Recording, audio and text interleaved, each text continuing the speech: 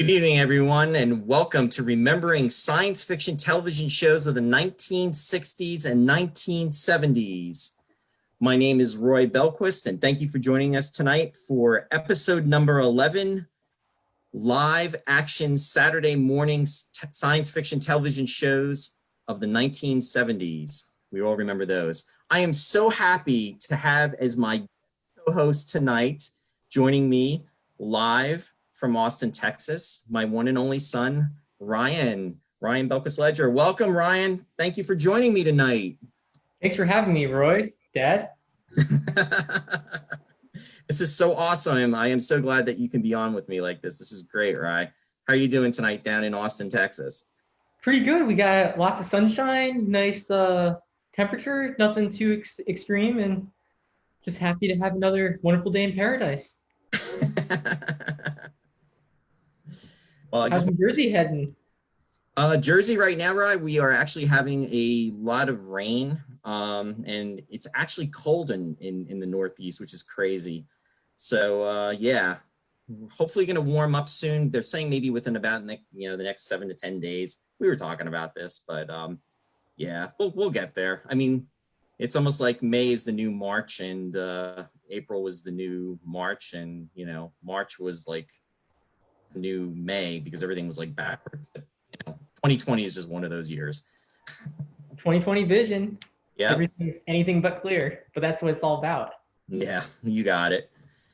And I just want to welcome some. We have some people that are tuning in. We have, hi, Francine. Just want to say hi. Sue saying hi. Hey, Mary Beth. Thanks for joining us.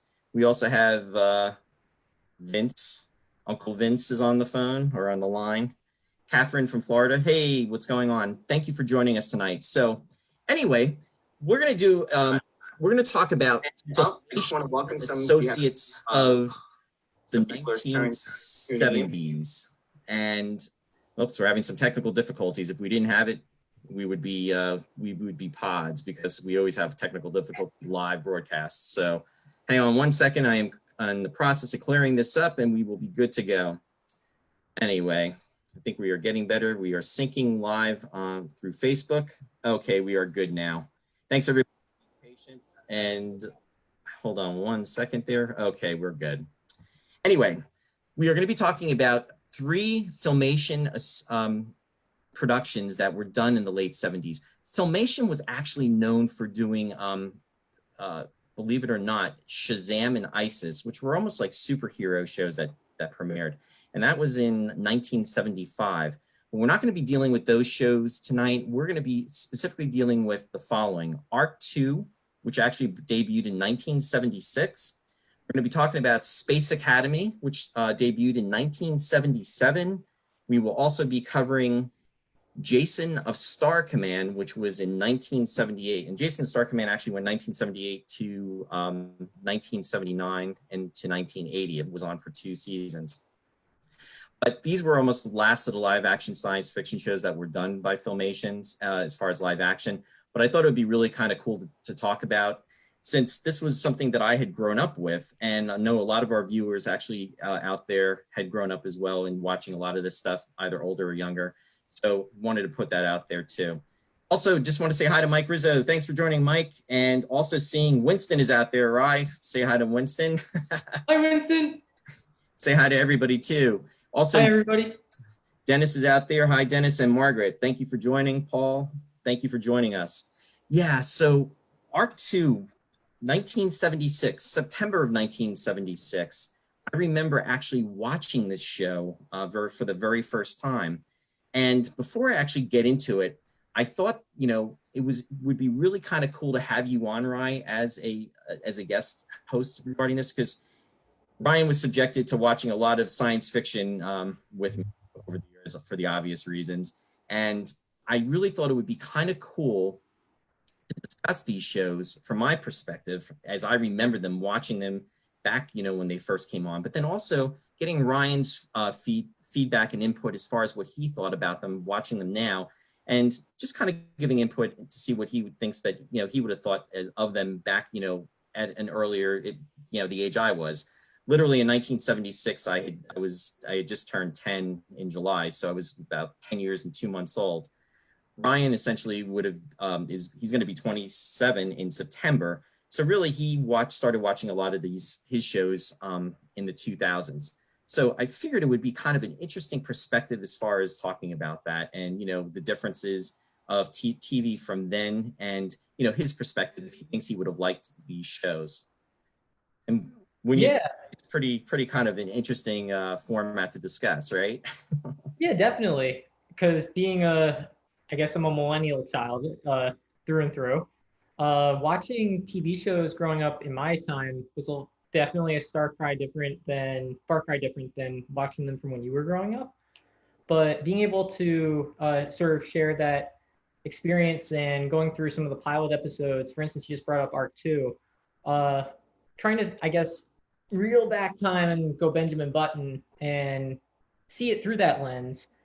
One of the things that was really striking for me is I really like the fact that it takes like I like the sidekick characters. For instance, you had Adam the monkey, and he made me giggle a little bit. And the whole notion of taking this larger sort of fable storyline and then packing in humor and also like contemporary lessons that are still relevant today versus thinking back to in the 70s, pollution and the notion that our planet is something that really needs to be preserved. I know that the era of the 70s was really big on preserving things, even if you look at Dr. Seuss and the Lorax, sort of along those lines.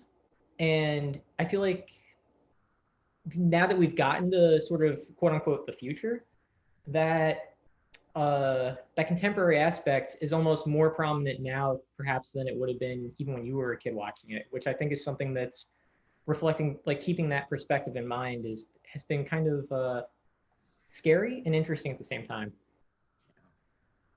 That's really well said, Rye, because it's almost, when those shows were taking place, it was, what is the future going to be like? And, we need to do certain things to preserve our planet.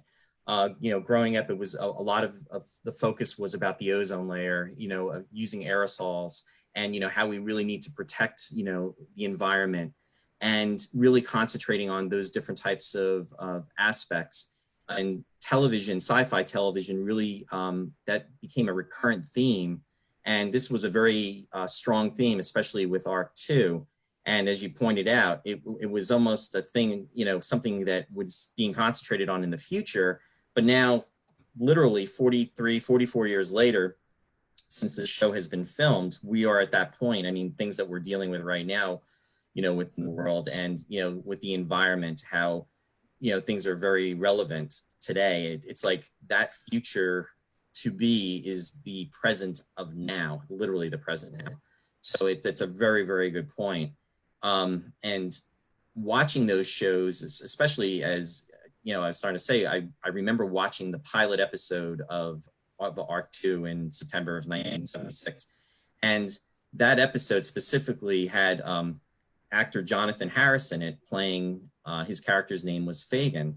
And his character's name was actually derived from a play, which was Oliver, because Fagin was a character in Oliver who was tending orphan boys. And this character in the show was looking after, boys in an apocalyptic type of world.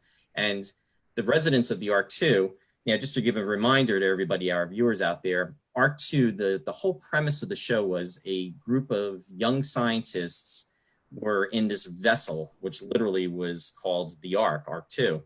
And the world, it's taken place 500 years in the future. It's literally, I think it was 2476, 500 years ahead. And most of the Earth had been decimated because of pollution, waste, and so on. And only a handful of scientists remained. And what they were trying to do is they were scouring the Earth and trying to make sure that, trying to help people along the way. Filmation's dealt with a lot of moral stories. There was always a meaning to them. And it was no different with Arc 2. And what happened was, in this first episode, they come up the crew of the Ark, which in fact the crew members were named Jonah, Ruth, Samuel, and Adam. And Adam, as Ryan was pointing out, was a chimpanzee. So those were the four crew members, and it's all derived from, names from the Bible. And what they're doing is they're scouring the areas of the earth, and they come across this group. And this group had come across a poison gas. It was lethal, and it had been left over from the wars. And they're scavengers, and they're just trying to get by, and they're being tormented by these warlords. And ironically enough, and I saw a comment out there. In fact, it was Margaret saying about all roads lead back to Star Trek. And the head of the warlords was Malachi Throne, who was known for classic Star Trek as Commodore Mendez in the episode The Menagerie Part 1 and Part 2, and also had done the original voice of the Keeper in the first pilot from 1964, The Cage. And he's literally tormenting them and, trying to, make sure that they stay out of their area and then, take their food if possible. So Fagin, Jonathan Harris's character, comes upon the poison gas, and what he does is he tricks Jonah into getting it, and he threatens the warlords and essentially says, unless you do what I want and give me your food, I'm going to release the gas. And what happens is the warlords capture the children who are trying to check on Fagin and said, we don't believe you about the gas. If it's really true, use it on them, and he can't do it. So what happens is he gets captured, and then it goes on where the Ark 2 crew are able to neutralize the gas, and by neutralizing it, they actually turn it into what is going to be nitrous oxide, which is laughing gas. So it's kind of interesting that this deadly gas that is lethal turns into something that makes you laugh. And what happens is they're able to free the children and rescue them, and then the warlords are disbanded. And then the moral of the story is at the very end that Jonathan Fagin is going to make sure that the children get schooled and are on the right course, and then the crew of the Ark go along their way. So within that 22 minutes, there was a lot of different items that were covered, and it was a serious subject matter, and it was dealing with the apocalyptic, Earth as it is, and, having that moral implication as well. Now, my question to you, Rai, your feelings from watching that episode, what did you take away from it? Yeah, so one of the things that I guess was most striking for me is that fine line between life and death, and sort of how we all grapple with that aspect. You have the fact that Fagin and the warlords were kind of tussling back and forth with the territorial aspect. So again, you're dealing with life and death on a fine line between disagreeing with one another. Then sort of how you mentioned the gas, originally it was toxic, but then they neutralized it, turning it into nitric oxide. So again, just the notion that something that is so deadly, just by shifting something, even by the slightest bit, you go from something that's going to kill you to something that is going to bring absolute joy in laughter, and wound up being the ultimate conflict resolution, or the resolution for the conflict at hand. And built on top of that further still, you sort of get this Dunning-Kruger effect. I believe I pronounced that correctly. But the notion of when Fagin starts learning about what the gas is and how it works, when he's talking with Jonah initially, when Jonah first confronts him about having all these canisters, not realizing what it was going on, he immediately took it to, he knew exactly how it worked. He has the mask, so he's not going to be affected, and that this is going to help him defeat his enemies. And sort of taking that as he knew everything, and then going headstrong into a situation that he wasn't fully prepared for, and potentially could have wound up having a lot of negative implications. And I feel like that was sort of like another layer underneath that kind of added some extra depth to the episode overall for me as I was watching it.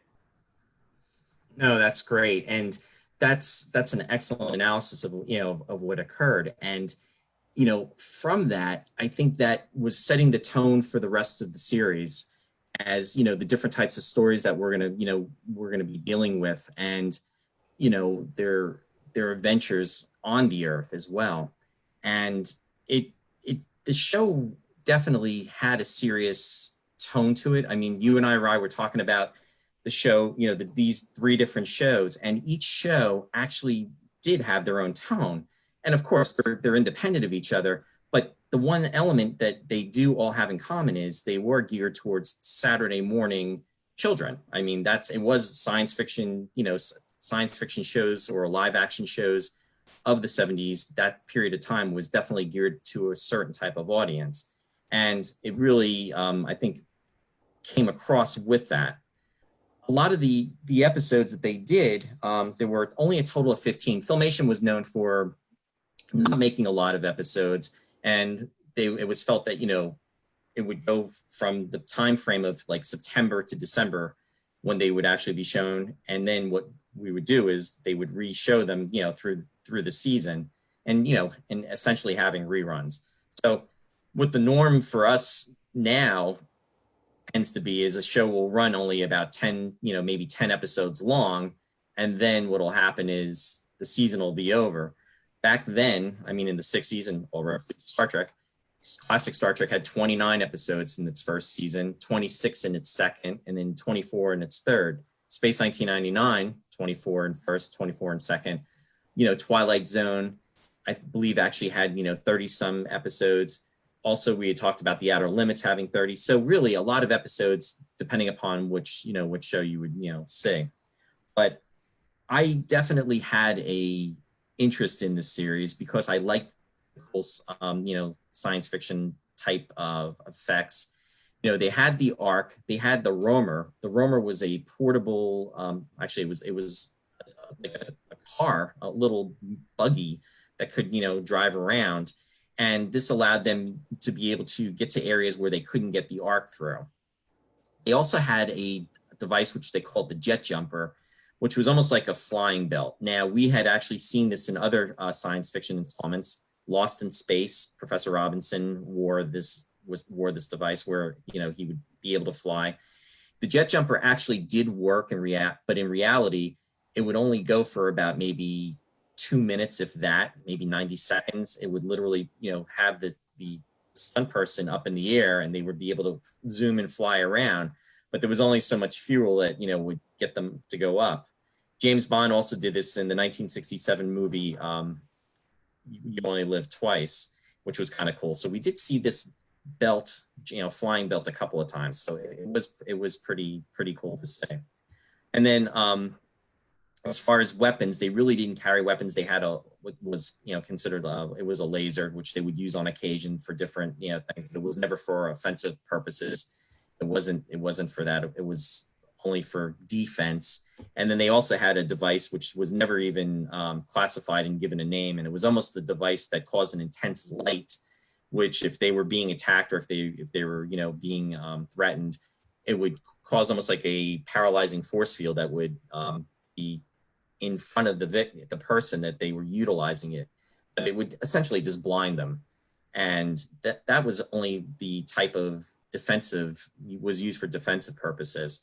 So, but the special effects were minimal, but the Ark was pretty cool because of, the way they had it, maneuver and everything. As far as science fiction tones, we were talking too, Rye, about, how robots show up in different types of episodes. There was an episode of Ark 2, which was entitled Robot, in which Samuel actually creates a robot, and fans of the series may know that robot actually was Robbie the Robot from Forbidden Planet, the 1956 movie, which is a classic, which we will definitely be talking about down the road, which is really, really cool. And this was a project of Samuel's that he created because he thought he could assist, he'd be like an added member of the crew.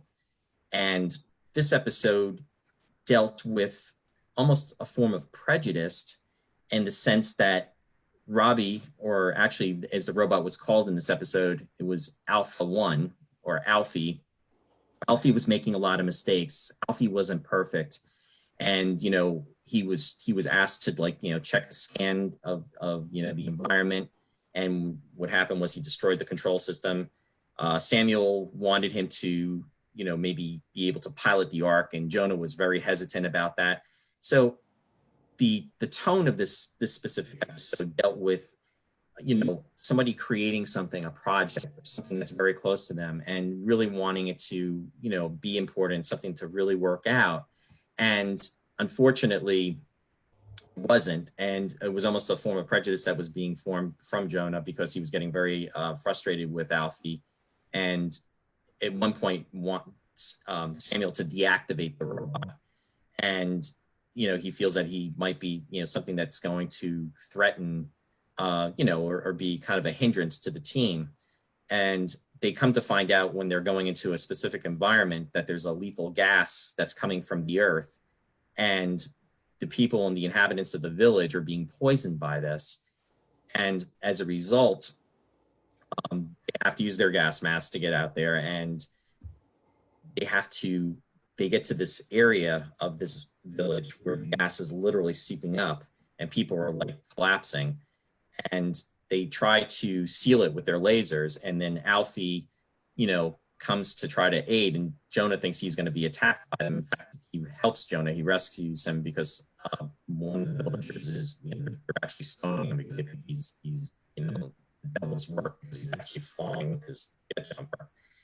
And as a result, Alfie comes and comes to save him and saves the day. And Alfie is using his laser to try to seal this fission that has this gas that's coming out, and Jonah is trying to do it with the laser, but it's not working fast enough. And what happens is it's a story of sacrifice, where Alfie basically sets his self-destruct mechanism to go off, and he explodes, and it seals the area. And unfortunately, he gets destroyed in the process. And it's a story about survival, and you really feel, for Samuel's loss because of what happened. And he actually leaves a recorded message in the Ark about his schedule to trip the moment, it realizes that he's been destroyed. And the moral again of the story is, that they learned a lesson that just because sometimes people or machines make mistakes and things that happen, it can still be very special in different ways.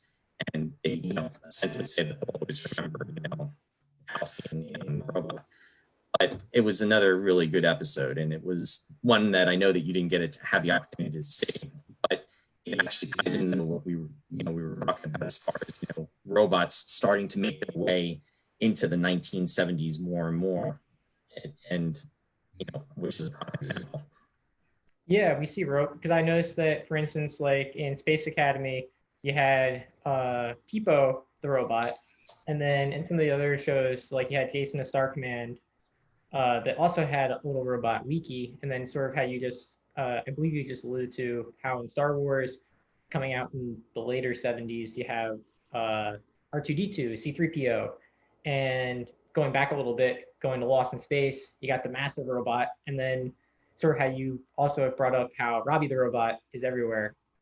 And I kind of like how you mentioned how, again, remembering that a lot of these things are geared towards kids and delivering messages, while to this audience, I feel like it adds the sort of like the curiosity of, for a kid, having something that's sort of comes down to the same size and smaller aspect, like at the same level with kids, versus having it just be a bunch of necessarily adults that are calling the shots everywhere and doing everything. And I feel like that helps to better create synergy or not synergy, cohesiveness in the storylines, which is cool. That's very well said. It's all interlinked in a different capacity, so to speak, which makes for really interesting, stories. And Robbie the robot, he was featured not only after Forbidden Planet. I mean, the maker, Robert Kuroshita, who actually created him, actually created the B9 robot in Lost in Space. And Robbie actually made 2 appearances within Lost in Space. He was in War of the Robots, and then he was also in Condemned to Space. So we got to see him there. And then also in the 70s, he would be shown in, he was actually in, Vince will agree with this, Columbo. He was in an episode with Jose Ferrer in that episode, and I believe with Robert Walker Jr., Charlie X from classic Star Trek, kind of for the reference out there. And Robbie made an appearance there. So it was, technology was definitely being used more and more. It was something that was definitely becoming more interesting. And we haven't jumped ahead to Space Academy yet, but to the point, in that, with Peepo in Space Academy, he was a mobile robot, went a lot slower, but he was still present. So I guess to our audience out there, I would ask, what episodes do you remember from Arc 2? And let us know what you think. Which ones did you enjoy? Which ones did you watch? We'd be definitely interested in learning about that. So please let us know. And you're actually having technical difficulties. Again, I apologize. Please stand by, everybody. I am trying to clear this up. Again, there's nothing like broadcasting live. I would never trade it for anything, but unfortunately, live broadcasting does have its moments where things tend to get clogged up a little bit. So, in the meantime, I want to say hi to Warren. Thanks for joining, Warren. And Vince, or Uncle Vince, is saying Columbo episode. You are right. You are correct. Yes. And Catherine actually remembers that too. Hi, Michelle. Thanks for joining us. Appreciate it. Good to see you out there.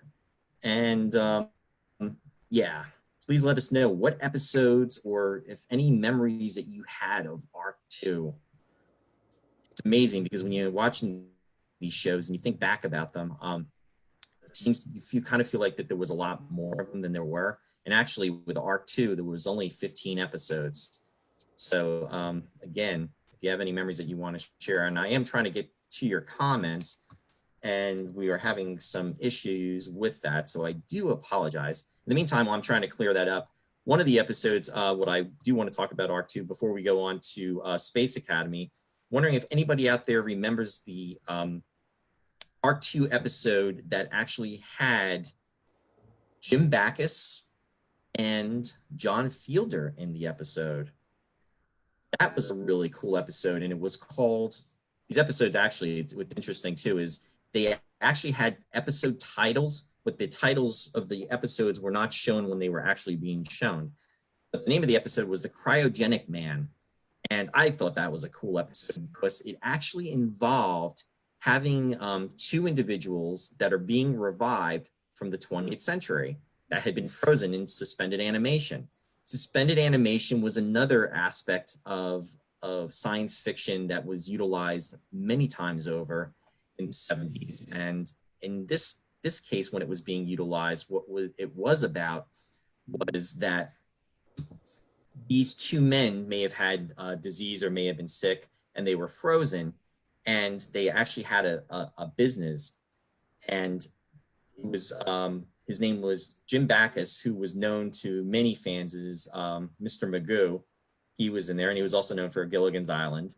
And he was dealing with, he was a very wealthy person, but now here he's getting revived in apocalyptic 500 years later, and his money basically means nothing. It doesn't mean anything to the people that are around. I just want to jump in real quick. Mary Beth said, interesting way what they thought technology, the robots, would be able to do versus what we could actually do today. Very true, Mary Beth. Vince is saying, I've never watched it. I was a cartoon kid on Saturday mornings. And Martin Ben is saying hello. Hey, Martin, thanks for joining us. So what happens is they revive these two men, and there's a power plant that's actually in the area that they're at. And this power plant has the capacity to create food, and at an incredibly fast rate. But there's a chemical that is used to create the food. It's actually, it's poured onto the seeds, and it actually helps create it in a very, very fast way. And what happens is the personnel of the Ark analyze it to find out more about it. And they find out that it's toxic. It's a toxic chemical that's actually helping to produce food. And when the Ark crew says that they're going to look into, to see if this process is legit, so to speak, Mr. Poole, played by Jim Backus, is very suspicious. And he's like, I don't like this. And he keeps referring to the crew as being almost like bureaucrats. And he's feeling that he's being imposed upon. So what happens is the villagers here are poverty stricken. I mean, they have very, little of anything. And what he does is he gets them riled up to say, you know what, who are these people, these scientists that are coming here telling us that, we should be following this certain process. And you know what, I can give you all the food, and, I can help, get things going again. He goes, you need to listen to me. And he literally gets them riled up. And Samuel and Adam are off on exploring outside of the ark, and they're going to be gone for a couple hours. So it's basically Ruth and Jonah. Ruth finds out that this is a toxic process. So what she does, she tells Jonah, and he says, I don't think Mr. Poole is going to be too happy about that. And she says, I think he'll understand. She goes out there to tell him this. And his reaction is, I knew you would say something like that. And then he starts going like this. And then what happens is the group basically, gets her, and they take, she starts trouble, and they take her away. Next scene opens with Jonah, where, he's, Poole's saying, you know what, you better come out quick. Something happened to Ruth. So he comes running out to see where Ruth is, and he leads him to the suspended animation canisters, and then Ruth's in one. And then what happens is he calls his attention to Jonah, and he turns and he uses the device on him that they use for protection. They got it from Ruth, and then they put him into the suspended animation system. And now they're just going to work on trying to create more food. Meanwhile, Samuel and Adam come back, find out what's happened, and they try to work to revive them. As all this is happening, this whole power plant that was constructed in order to create this food like 500 years ago, because he activated it, starts to blow, and there's an issue with it. And they get Jonah and Ruth, out of suspended animation, and they find that they're going to have to try to deactivate this power plant. And Jonah gets a portable laser, and he's trying to work on it. And then they get gas masks because there's all this toxic fumes is coming out. And then meanwhile, what happens is, Jonah tells Poole to get away, and, and then he doesn't want to leave. And he says, when did you ever carry anybody to that event?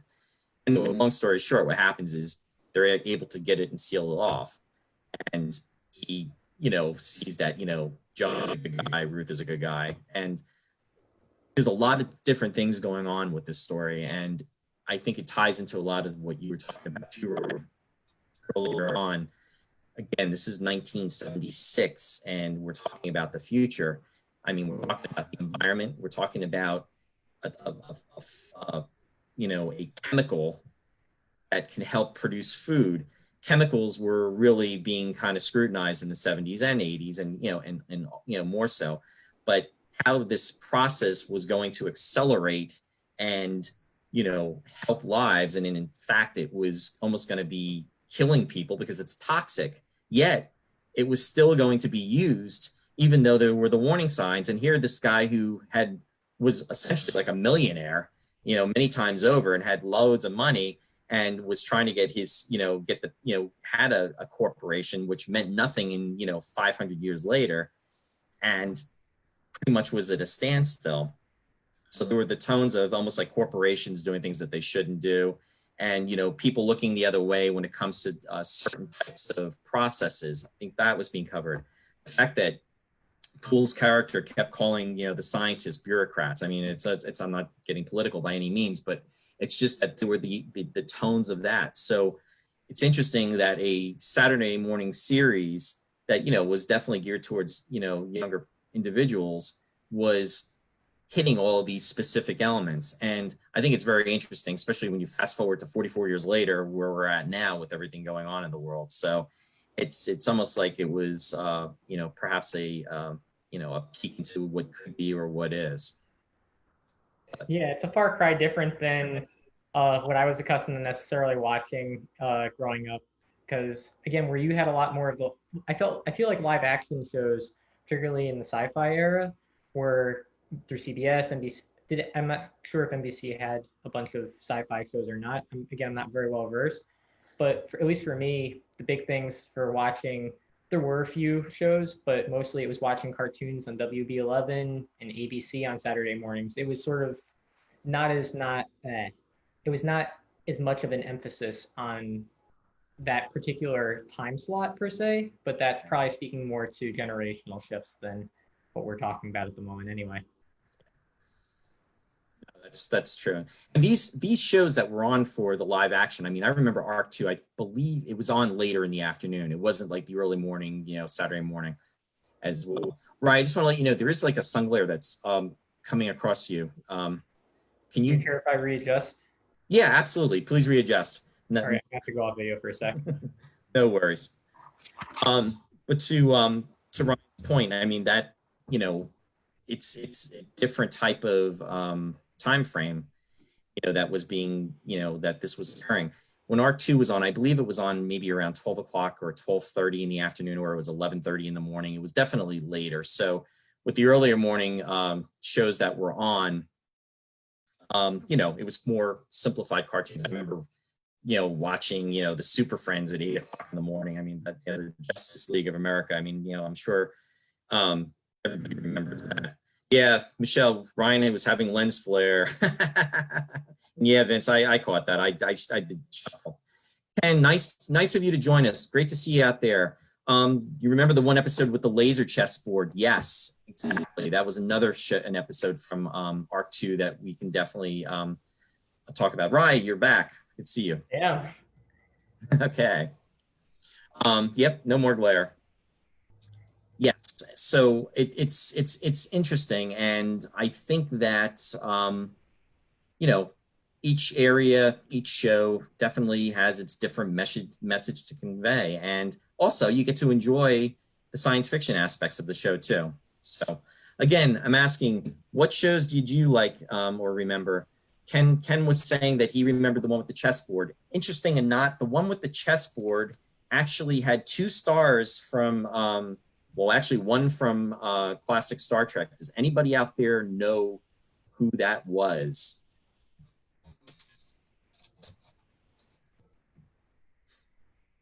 And I will get back to that question in 1 minute.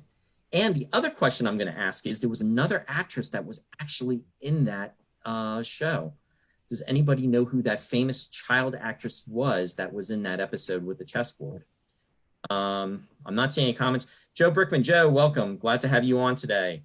And you said you do remember the Super Friends and Justice League. Yes. The answer to the question about the chessboard classic actor was Harry Towns. He actually was in the Star Trek classic episode Return of the Archons, and he did a lot of episodic television. He had done a episode that of the Twilight Zone. He was a person that was could restore his face and turn into different types of characters. In fact, I was just watching that episode just a few days ago. It's called 4 of Us Are Dying. He was in that episode. He was in a Chiller episode called The Cheaters, where he wears these glasses, and these glasses are almost like possessed. There's a lot of great material out there, and definitely things to check out. Hi, Marianne. Thanks for joining us. Really nice to see you out there too. The Rule was a good episode. Everyone has something to offer. Yeah, exactly. The episode with Harry Towns, the other person the child actress that was in that episode was Helen Hunt. And she, I believe, was almost maybe like 13 years old when she was in that episode. So, there was a lot of famous people that actually came, through Arc 2. Any last thoughts, Rye, as far as commenting on Arc 2? Yeah, I guess since taking it from the beginning and then looking at it at the end, I thought that it was a nice touch that they've had actually bringing it into a tangible aspect of what you can. So the whole notion of pollution affects things. You can take different storylines. You can sort of see like on the big picture of how it affects sort of indirectly. But when you go into that very last episode where they had this sort of dystopian society and the water is creating this chemical that's aging their skin, losing youth, having youth, this is something like seeing people age. That's something that we visibly can relate to. We can visibly like see, it's palpable. And taking these extremes, that sort of brings it back to home of making it what I felt like was a more lasting impact rather than just having it be that we need to take pollution seriously for the sake of taking it seriously for our generational kids, or our future generations, but along the lines of it's here and now, and you can see it, you can feel it. And I guess building off of that, sorry for kind of rambling into it. No, please go on. The antidote having a 12-hour time limit, I thought that kind of was neat in that, again, there is an opportunity to reverse the effects of pollution, to reverse the effects of destruction, but it's a finite window, and sort of how those other people, they were long gone. There was no saving them. They were just going to be aged, and it's over. The pollution got them. Right. And I thought that was something that was kind of cool. And then again, taking a society that's built up and protected and sort of removed from the rest of how the world is living speaks again to contemporary times of, if you have a group that's making the most of destroying everyone else without having to experience those effects, it removes the human component that makes us compassionate and altruistic to one another. And I thought that was a good way that it wrapped itself up. Yeah, that's a great analysis, Rye. Yeah, and it really ended the show on a really positive note for the series. And remember when I remember watching those. How I am with my memory with certain things I can remember. I remember watching that final episode at Grandma Pop's, and and we had literally just moved out to Lopat, and I remember watching that, and it was and I was only like 10 years old, because that was in December of '76, and it was kind of scary, because these people were, like you said, they aged, and there was nothing that they could do. They had that 12-hour window, and to attempt to reverse the effects. One of the lines, though, I mean, Jonah encroached upon that utopian society that was protected within that dome by Orcus. Orcus was this power that was essentially polluting everything else outside of it, and it needed energy, and it was keeping and sustaining those individuals and keeping them alive. And Jonah was trying to get through to the people in that society to say, you know what, you need to stop doing this, because it's killing and destroying everything that's outside. And then he even said, I can't believe that nobody cares. He said, there's got to be at least one person that cares. And then one person came forward, and Jeffrey Lewis, who was the leader of this village inside Orcus, inside this utopian society, said, one means nothing. But what happened was, it was more than one. There was other people that were silent. What they did was they destroyed it, and thus causing the dome to disappear. The pollutants would come in, but they would just start to age and be like everybody else. And it was the humanitarian effect that having compassion and feelings for others, even though they were inside and not affected, they had the compassion for those affected outside. And like you said, it was really a good way to end the series. Again, it was Saturday morning. It was live action. It was on a lower level. This is a show I think that would have been really cool, that if it had been 60 minutes and it had been geared more towards adult entertainment and towards the kids, I think it could have really gone well. There was a movie out, I believe it was in I'm thinking it's 77, 78. It was called Dalmatian Alley, and it starred George Papard and Jan Michael Vincent, I believe. And it dealt with a apocalyptic Earth as well. And they had some interesting kind of things that they came across the way. And the vehicles they traveled in were very similar to the Ark as well. So it was kind of like along those lines. Michelle is saying, when you talked about food production, one thing popped into my head: Soylent Green. Yeah, you're absolutely right, Michelle. That's so true. And I did see that you got it too in regards to Helen Hunt. Great job on that too. So yeah, it's just there's just a lot of definitely a lot of different moving parts with that. So that's our coverage for Arc 2, and it was definitely a show that I really enjoyed. And it was on, and then what happened was it just kind of dropped off after about a year or two, and then it disappeared, and you really didn't catch it much. I think they recycled it on CBS, and it was a CBS show that was on in 1976. May have been shown for an additional year in reruns, but then unfortunately, like those shows, those live action shows, there weren't many episodes, and then they kind of fell by the wayside. But then with the Sci-Fi Channel that came, really debuted in the 90s.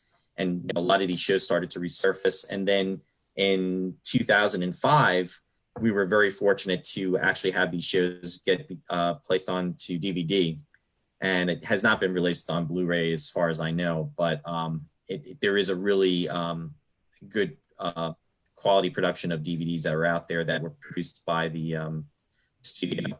And they actually have a lot of behind the scenes information. They interviewed Jean Marie Hahn, who played Ruth. Terry Lester. Here's a trivia question for our folks out there for Arc 2. Does anybody know what Terry Lester went on to do? Now, that was Jonah in Arc 2. He actually went on to play a recurring character, and it was in a series that was on CBS. I'm not going to give it away, but I'm curious if anybody knows what that was. Rob, or Winston, I should say, Damnation Alley with Wicked Awesome. I start with saw it twice in the movies. Yes. Rob, you could tell me. I think that was 1977, 78. It's in that time frame, and quote me if I'm correct. But yes. In regards to Terry Lester, he actually went on to do, well, Michelle's got it. Soaps, you're absolutely right, Michelle. He actually was on, he had a recurring character. He was a recurring character on The Young and the Restless, and he played a character's named Jack Abbott. And he actually was the one that actually started that role. And then I think after several years, many, many years, he left the series because of, for whatever reason. And then it was recast with a different actor. And now that actor's been doing it probably for like 25 to 30 years. But yeah, he was the originator of that. And Ken Scott also just said it's soap opera too. Jean Marie Hahn, who played Ruth, she actually, I remember seeing her in a Hawaii Five-0 episode. And I also remember in the late 70s, and also I think it was in a Hardy Boys Nancy Drew for any of our fans out there. Remember that? Yes, Marianne, you got it. Young and the Restless, yes. And then Jose Flores was a young kid. I mean, he was only maybe like 16 years old when he played Samuel. I believe he's done, you know, he was a Spanish actor, so he did it's nothing that I had seen. So after that, so that's our coverage for Arc 2, and it was really kind of cool, you know, talking about that. And the next season, after Arc 2 went off, the next season in 1977, what came down the road was Space Academy. And what I wanted to do was, you know, just I didn't actually play the intro for Arc 2, and I apologize for that, but I am going to play the intro for Space Academy, and I'm curious to see if fans remember this, and just stand by as we remember Space Academy, and here's the intro to it.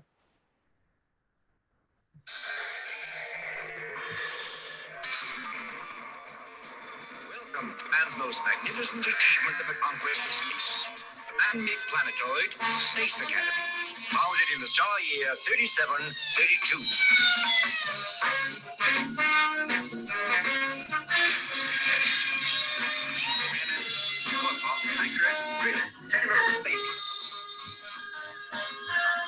Here we have gathered young people from the farthest reaches of all the known world. They have been chosen for their unique abilities and are being trained to cope with the mysterious, the unknown, the unpredictable dangers lurking in the vast darkness of space.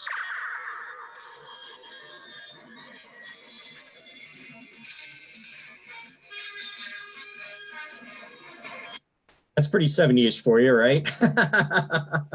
Yeah, Michelle's commenting, oh, how 70s. Yes, definitely. But you know what? It's very, very 70s. But that's the kind of coolness of it. Hey, Sue. Yeah, good job to Michelle. Absolutely. So definitely wanted to share that with you. But it was interesting because Arc 2 had taken place in the future. It was 500 years. Now we've gone into the 3000s with Space Academy. And the whole premise of Space Academy was it was this ship that was built on this asteroid, and it's almost like a learning center that's going through space, and it's headed by Commander Gampu. And Commander Gampu is a 300-year-old Earthman, and he's portrayed by Jonathan Harris. Now, to me, this was super cool because I love Jonathan Harris from Lost in Space from the 60s as Dr. Smith. And, you know, I had seen him in Arc 2 in 2 episodes because he did another episode of Arc 2 after the pilot. Now he was back as a regular. and he was the commander of this ship. That was really cool. Then on top of it, I saw an actress, her name was Pamela Ferdin, who I recognized back from her Star Trek days, and she was in an episode. And then also Brian Toki, who was also in the same episode with Pamela Ferdin. So it was kind of cool. And, you know, it essentially was about these cadets that are learning and, you know, going through these different types of adventures. Again, moralistic, the Filmation overtones, yet, you know, dealing with this cool spaceship and, you know, these mini spaceships and these small adventures. And it was a lot of fun.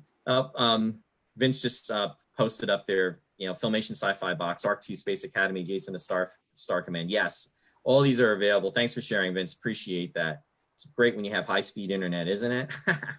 And yes, Michelle's commenting about Jonathan Harris. I mean, his hair was like extremely long. I mean, it was like he had the 70s do going on because, you know, he was very clean cut from Lost in Space playing Dr. Smith and everything. And yeah, it was definitely a different tone, but it was sci-fi and it was something that we could definitely enjoy. Now, Rye, I know I when I recommended episodes for you to watch, it was more along the lines of the pilot. What was your feelings about watching Space Academy? Yeah, so Space Academy compared to the other shows in general, I know that like we discussed, Jonathan Harris has a very animated acting method, and I definitely felt that there was a lot more of that animation sort of going on. But one of the most, I guess, the things that stuck out for me, and maybe it's not something that stuck out for everybody else, but I thought it was interesting when they went to the planet of Zalon, and they just assumed that everybody speaks English, and it was just something that stuck out for me because initially the boy didn't answer at all. And I was like, oh no, he's not, like, he doesn't speak English. And then everybody starts speaking English. But that sort of like moment for pause, I wasn't sure watching if there was going to be some sort of like something else going on, which was something that was just very striking. In terms of as a whole, watching that pilot episode, again, it was another case of where, like we kind of talked about, noticing that a lot of these shows are starting off with this sort of lost and found arc of having somebody who's a part of a group that, like in this case, the boy was in the pilot. I kind of was reminded of Tarzan and the notion of being raised by somebody who's not necessarily of your own species or people, and then using that as a focal point for creating this sort of tension between objectives of different groups, and then again using that to sort of solidify the boy's place.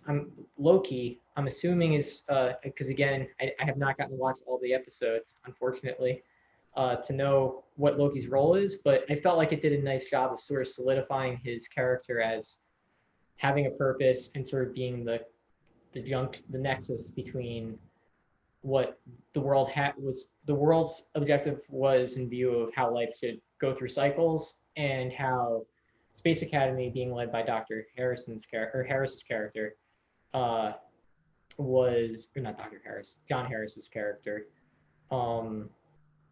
of helping other people and preserving life. And I thought that was kind of neat.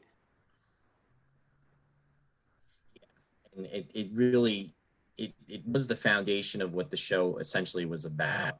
And the premise, I mean, again, this show went for about 15 episodes, and for all intents and purposes, there were different types of sci-fi stories. I mean, you know, one episode, you know, featured the boy and Peepo, because Peepo was the robot, and it was almost like his companion, kind of an kind of a foreshadow or element, mind you, not that was concentrated on a lot, as in Lost in Space, but the boy actually has the robot Peepo that he interacts with, and they kind of banter back and forth. You know, some could say that, you know, maybe that's almost like a tie into, you know, Will Robinson with the robot, but I mean, that was definitely more of a dynamic and a stronger relationship, but it was just maybe an overtone that was created because of, you know, things that had happened in the previous series. So it is interesting how different tones and different things, you know, are carried over from one show to another, at least on some type of you know, plane. Warren is asking, wasn't Jimmy Doohan in one? Yes, he was, Warren. It was not this show, though. That was actually Jason of Star Command that you're thinking of.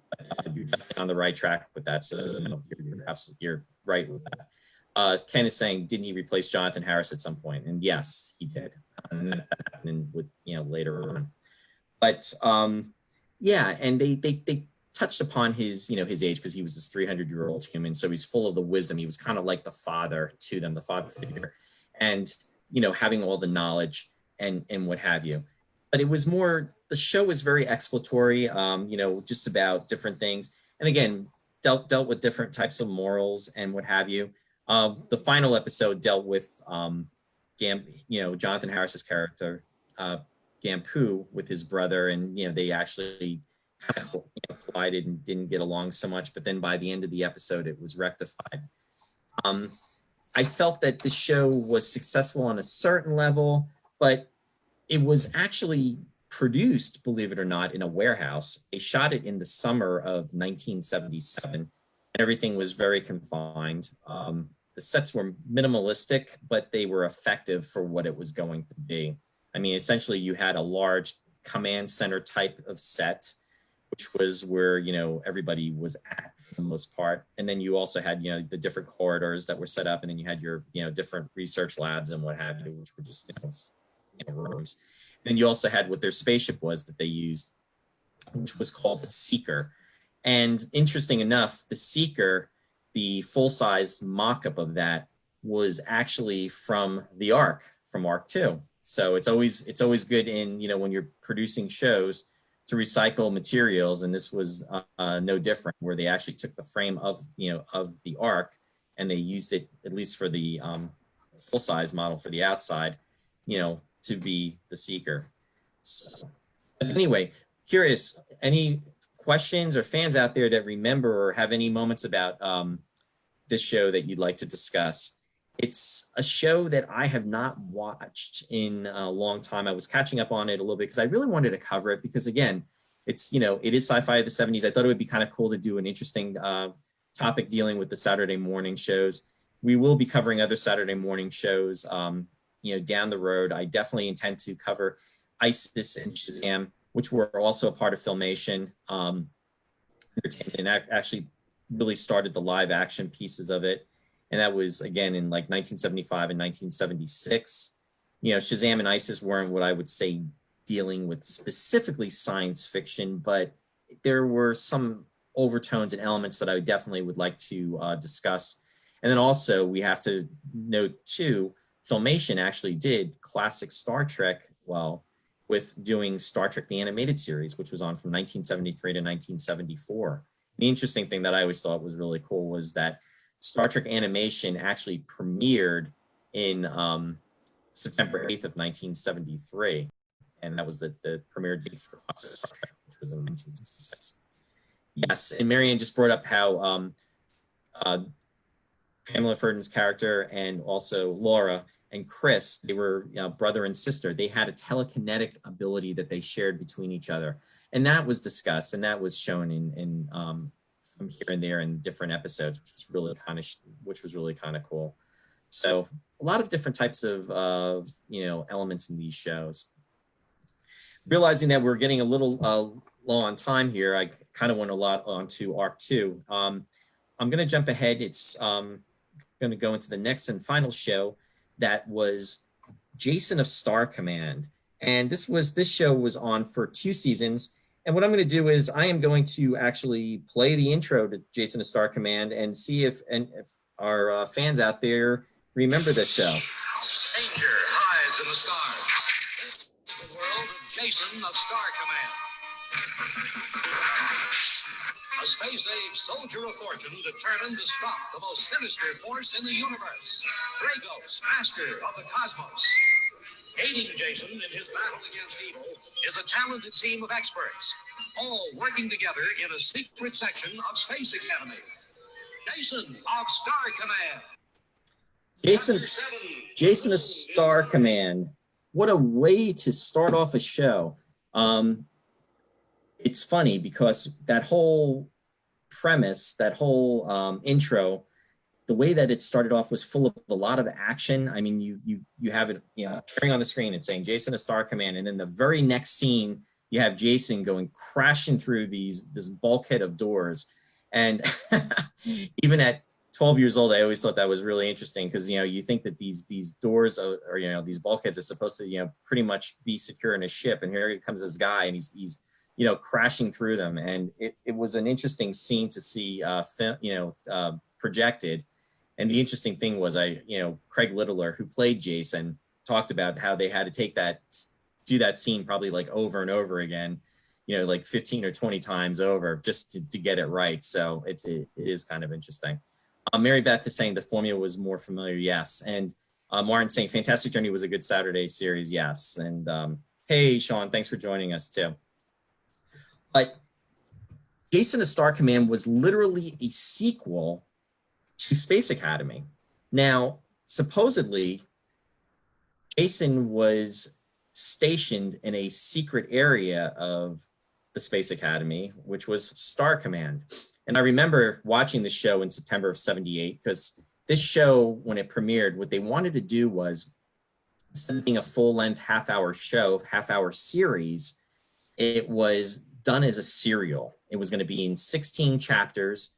Each episode was going to be approximately 15 minutes in length. And it was going to be like the old serial, like, you know, with Flash Gordon or Buck Rogers from the 30s.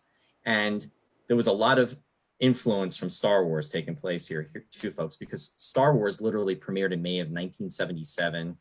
And then here, Jason, the Star Command is coming out in, you know, September of '78. And a lot of people thought too, it was he's a soldier of fortune. It was almost like, you know, trying to make him, and even his uniform, he looks and resembles sort of like a Han Solo type of character. And that was kind of like the driving force. Before I go into more description, Rai, I want to get your opinion about this show and, you know, what your thoughts are on it as far as, you know, watching it. And I know you watched, you know, I was, you know, again, the pilot episode and expressed what your feelings are on it.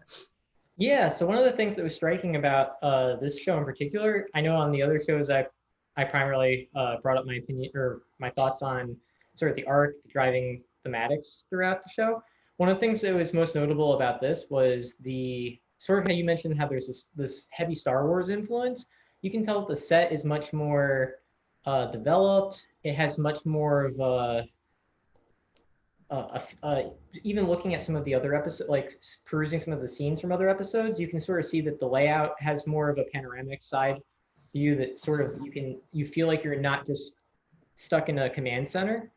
And with the I guess the ships coming in and sort of like you said, the stop motion aspect of it, you could tell that there was definitely a lot more money that was being poured into the CGI, which almost made it feel like the emphasis, especially given that these episodes were much more episodic and shorter than some of the other shows, which had about double the runtime, that the emphasis was more on creating this action and boom, boom, boom, and focusing on the CGI aspects of it, which, again, for its time and its age, was state of the art and probably top budget line.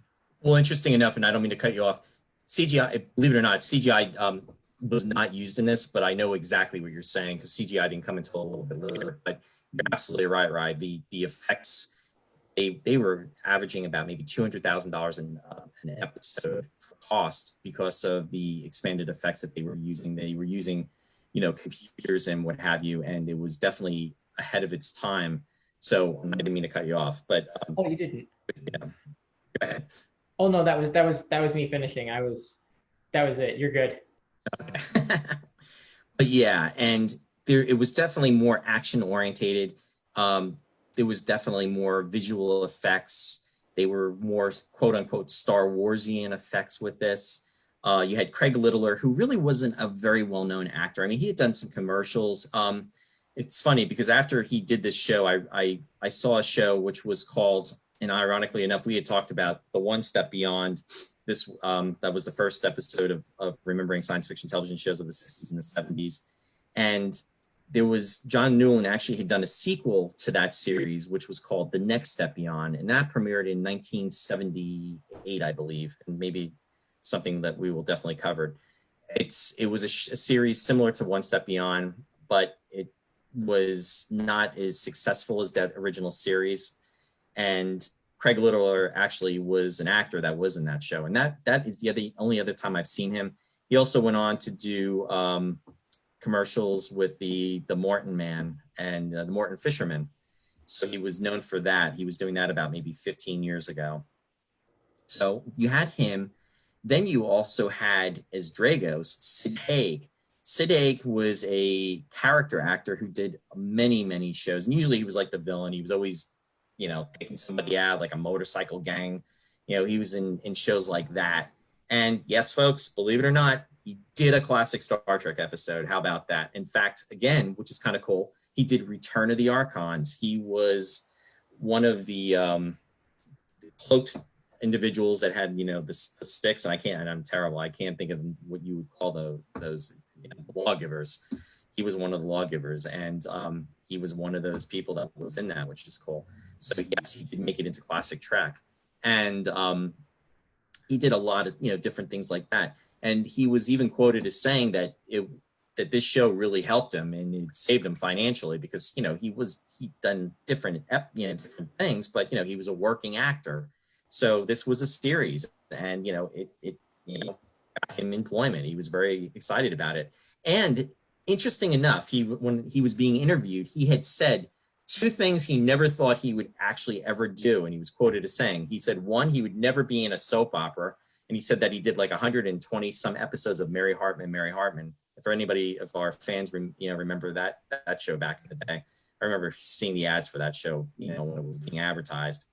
And also, he said he never thought he would be cast for a Saturday morning, children's show, because this is a guy that played pretty much murderers. So it was kind of cool for him that he wound up doing that. But he played the evil Dragos, and he literally had this helmet, this thing that came around his head, and his one eye was covered, and it had an electric eye beam, which you could shoot a laser beam out of, which was pretty cool. I mean, that was neat. So anyway, he was, like a tyrant, and he was trying to take over the universe. And he had this really sinister laugh, which was really cool. And he did a great job with it. I mean, it was really fun to see him in this, as a bad guy in this episode, and he's in this series. And it was cool because this show was ran as it was part of the Tarzan Super 7. And I remember not really having much interest in watching that piece of it, but I would kind of want to watch, Star Command was going to come on, and, it would only last about 15 minutes. And it's like, what was going to happen with each episode? And essentially there was a lot of running around. There was a lot of, Jason trying to defeat Dragos. You don't see Dragos in the very first episode, but you are introduced to they have, really cool, the new, the Starfighters, which is this new sleek ship that they have at the Academy. And then they also have, what they call the Mini Cat escape pod that's attached to it. Now, even as I was, again, 12 years old, the one thing that really cracked me up about this is you had this escape pod that was in the front of the ship, but then when the people were going to try to escape, use the escape pods, where did they go? They went to the back of the ship to get out. So it was kind of like, when, the live action not messing up, measuring up with the, the special effects department. But you know what? I guess you were supposed to pretend to not notice that. So, not be critical. But, I mean, as a 12-year-old, I'm sure that they're not expecting 12-year-olds to be looking and saying, why are they going back that way? They're supposed to be going out that way.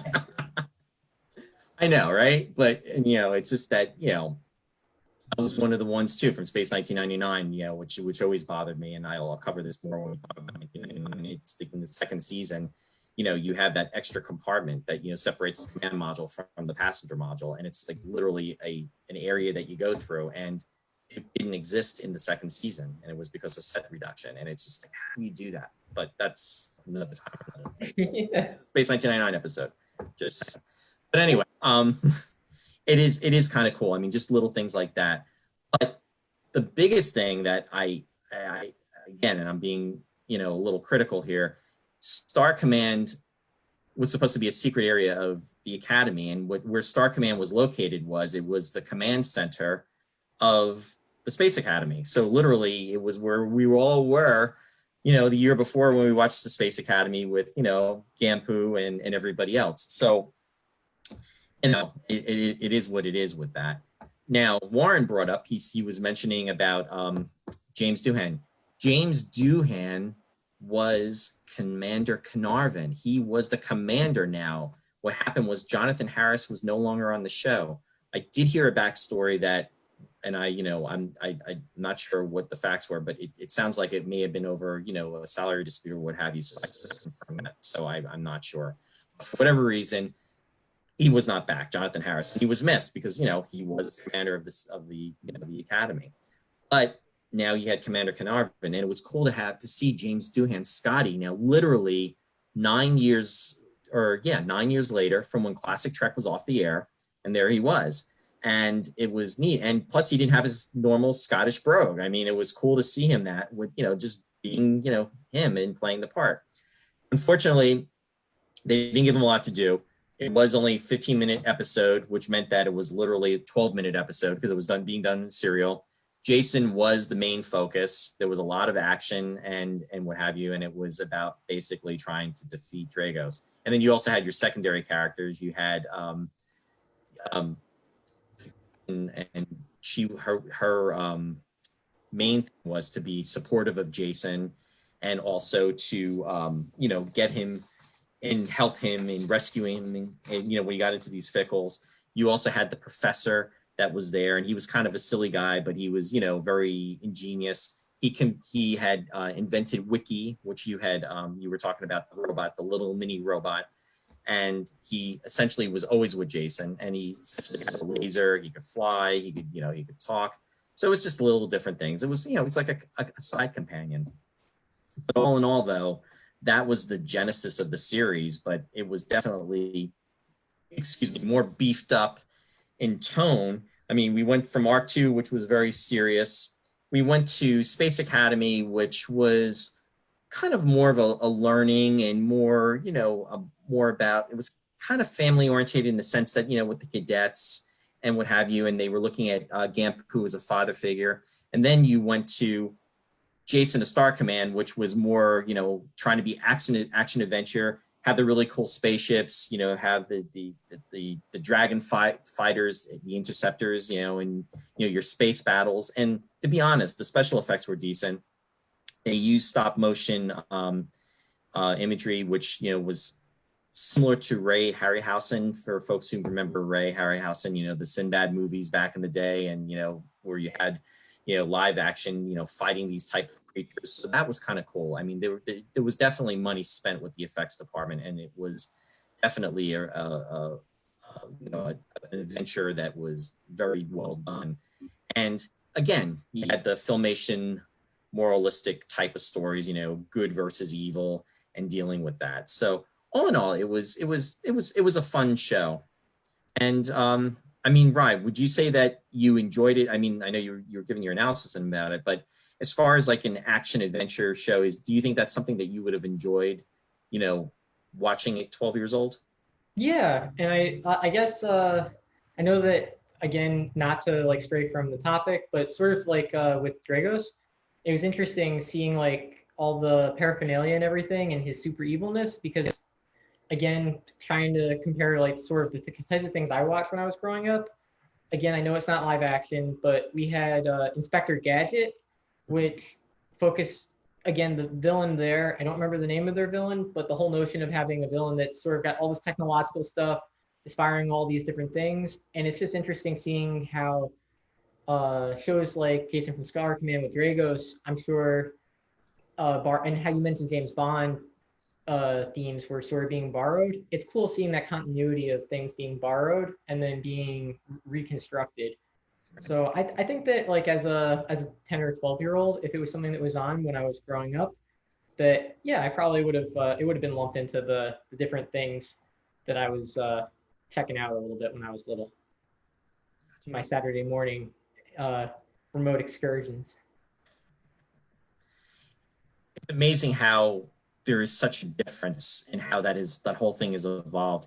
I was talking to Mike and Mary Beth this morning, and we were just, Mike was commenting. He was saying about remembering, Friday nights, before the cartoons would appear, Saturday morning, the debut, and in the fall, there was this big show that they would do, and it was almost like a kind of foreseeing what was going to be coming down the pike, and you would give you like little samples of these shows of what your Saturday mornings was going to be. Saturday morning cartoons back in the day for us was such a big deal, and Saturday morning shows, it was like something you just did not want to miss. If you missed as a kid, if you missed your Saturday morning stuff, it was like, oh my god. I'm talking from my point of view, but I had a lot of friends who at that time definitely felt the same way. As a kid, I remember having a dream that I which is really silly to remember, but I remember actually dreaming that I slept through my Saturday morning and missed all the stuff, and I was really upset. But it was just a really cool time. It was just a lot of good stuff, and then that was you went from that, and then Sundays, the stuff that was on. There was really nothing on it. In comparison, but it was just kind of its own thing. And now you've got 1,000 cable channels, and if you don't have the cable channels, then you got your internet stuff that you can go on, and it's amazing. Though I guess it would be very curious to see what's being done 44 years from now, if we we will get to that point, but it'll be a whole new level, and maybe it'll be kind of like the Jetsons, and being futuristic and everything, which is something that some people have said that we should definitely cover. Dennis is commenting that James Doohan had left to do Star Trek: The Motion Picture. Dennis, you're absolutely correct that that had happened, and that because what happened was Jason the Star Command had ended after 16 episodes, and they had renewed it for a second season. And for the second season, they wanted to bring him back, but during the filming of the first season, it was announced that Star Trek: The Motion Picture was going to be happening. And Craig Littler actually had talked about that in an interview, and he was really excited for James Doohan. So he was not available to do that, and that's why he was not in that episode. The second season, he did play the commander, and what they did was, for the second season, they went to a half-hour format where it wasn't like a serial, and it was the show essentially being self-contained, and the cast had changed a little bit. They Susan O'Halloran, who was playing the captain, she was no longer in it, and Tamara Dobson had actually been brought on, and then also John Russell was an actor who was playing the commander then, and he was this blue-skinned alien. So it was a little different. I missed James Doohan because I thought it was really cool that Scotty was in it. But I want to ask everybody, we're going to start winding down soon because we're going a little bit over on time. Any memories that you remember of Jason of Star Command, or anything that you would like to share with us as we travel back to the 1970s? Yeah, definitely an interesting time, definitely a time where science fiction morphed, and like we were saying, each show definitely had its own tone to be. While everyone's going over that, any last thoughts, Ryan, in regards to the shows that you got to see? Yeah, I guess my last thoughts are that clearly the 60s and the 70s, or I guess in this case we're just dealing with the 70s. The 70s were definitely they're definitely different, but at the same time, I guess it's important to remember that everybody is pretty similar, and the things that we go through have pretty similar context. And that's kind of a frightening thing, and something that's also exciting at the same time, because I feel like in today's modern age, everything's moving at a mile a minute, as cliche as it is, and that it really is very similar is kind of I don't know, it's kind of puts you at peace a little bit. And I like the fact that we can have these discussions and I can relate to things that are going on and the things that you grew up with, and even though they may look completely different. Yeah, that's a great analysis of that, right? And I'm glad that we actually can talk about it and in you know, this type of an environment, and we can share, because it's not something that we really have ever like really talked about. And it's I'm really, it's really cool, and I really like, I'm really happy that, you know, we could do this, and you could be on to talk about this. Thanks, you know, thanks for being a part of this, Rye. I mean, Yeah. it's very special. So I love you. I love you too, Dad. Thank you for having me be a part of your stuff too. Sharing is caring. Yeah, absolutely. So I just want to thank everybody that joined us tonight.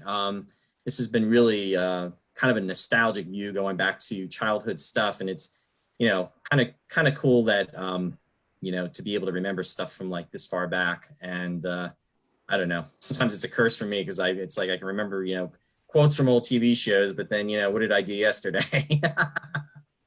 But anyway, we all have our things. Just a few things. Just want to make a couple announcements. First off, coming up tomorrow, or actually not tomorrow, for Sunday, we are not going to be broadcasting a new episode of Remembering Science Fiction Television Shows of the 1960s and 1970s at 7 o'clock. What I am going to do is I'm going to rerun our very first episode, which was with the one step being. I thought it would be kind of cool just to take a break, because this Sunday is Mother's Day. And in case, you know, people are going to be, you know, I know we're in a time of social distancing with everything that's going on and everything, but thought we would just take a break from that. But I want, in case anybody wants to, you know, watch the episode, or, you know, I will have that be posted on our timeline. And I'd like to think that we've come a long way. This is actually our 11th episode. So this is kind of exciting that, you know, we've been doing that. And this is our 6th weekend of broadcasting. And it's really been fun just getting together with, you know, friends and family, and just, you know, sharing common interests and just going over these things. And it's really nice. So like I said, you'll see a lot of differences. We've kind of evolved with our technology and everything as far as, you know, things going. So it's kind of cool. So I'm very happy about that. So that'll be on Sunday. We will be showing our pilot episode, which was, again, One Step Beyond, and I was on with Captain Phil. We will be on at 7 o'clock. Next weekend is going to be a special weekend. But before I get to that, I want to mention too, Wednesday, coming up this Wednesday, 7 p.m., Sci-Fi Distilled. It's going to be with Mike Rizzo and Mary Beth Rakowski. It's going to be a special episode that they're doing. They deal with science fiction of the 80s and the 90s. And they are going to have on Doug Drexler, who is an Academy Award winning and Emmy winning artist. He has done Star Trek: The Next Generation. He has done Deep Space Nine. He's currently doing The Orville.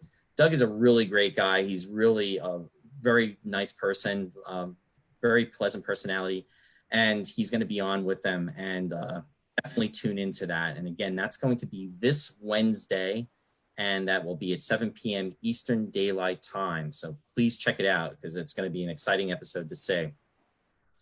Also, next weekend is going to be a special weekend. It's going to be a Space 1999 weekend, folks. Just want to let you know, we are going to be having on Friday, and we are going to be on at a special time, and I will definitely be announcing the times as reminders. That's why I want to just let everybody know ahead of time. And that's going to be on this Friday, and that will be at 5 p.m. Eastern Daylight Time. We are going to have Suzanne Heimer on, and Suzanne Heimer Peterson. She was Barbara Baines' stand-in on Space 1999, and she did both seasons of Year 1 and Year 2. So we are going to be broadcasting at 5 p.m. for that local time, and it's because in the UK they are literally 5 hours ahead of us. So Suzanne was very gracious to come on. You know, it's going to be a little late, but so we're going to adjust. We're going to be 2 hours earlier. And again, that will be this coming Friday, which is going to be the 15th of May. And my next announcement I'm also very excited about is on Sunday, May 17th at 7 p.m. when we normally are on, we are going to have actor Mr. Nick Tate, who played Alan Carter in Space 1999, Year 1 and Year 2. He will be joining us also. So just want to put that out there. So we are going to be having a Space 1999 weekend. Very excited about that. So there's a lot of fun stuff coming up, folks. So definitely check us out. Remember, Sci-Fi Distilled on Wednesday as well. All right. So anyway, I hope everyone has a great night. Please, there's a lot going on in the world, as we were talking about, especially, you know, with social distancing going on and everything, and, you know, trying to stay safe. You know, things seem to be calming down a little bit. Hopefully we'll get it to a point where we'll be able to, you know, get things to where they need to be sooner than later. It's definitely having an effect on everybody, myself included, and it's really tough. So I just, you know, I'm very happy to be able to do this with everybody, and, you know, for us to be able to come together. So thank you, and, you know, stay safe. Brian, again, thank you so much for being on. And I just want to say good night to everybody. Live long and prosper. And we will see you next time. Take care, everybody. Have a good night. Have a good night, Roy, Dad. Bye.